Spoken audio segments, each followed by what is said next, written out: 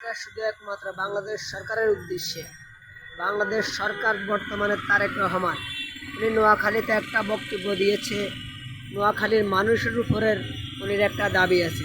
আর আমি বলতে চাই, নোয়াখালীর মানুষেরা সকল মানুষ বর্তমান সরকারের কাছে একটা দাবি আছে।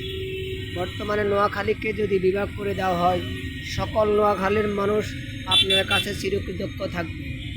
আর বর্তমানে আপনি সরকার হয়েছেন, সকল নোয়াখালীর মানুষের আনন্দ উৎসব করতেছে আপনাকে এনে। আপনার কাছে একটা আশা ছিল যে আপনি বিভাগ করে দিবেন নোয়াখালীকে।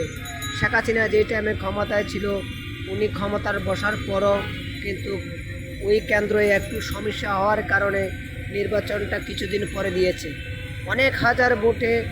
তারপরও শেখ হাসিনা ক্ষমতা থাকার পরও শেখ হাসিনা ওই কেন্দ্রে আসতে পারে নাই।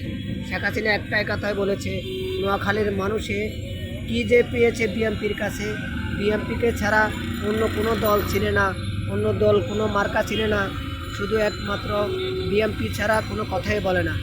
অনেক হাজার ভোটে বিএনপি জয়লাভ করে শেখ হাসিনার আমলে। আমি একটা কথাই বলতে চাই, সকল নোয়াখালীর মানুষ শুধু বিএনপিকে ভালোবাসে,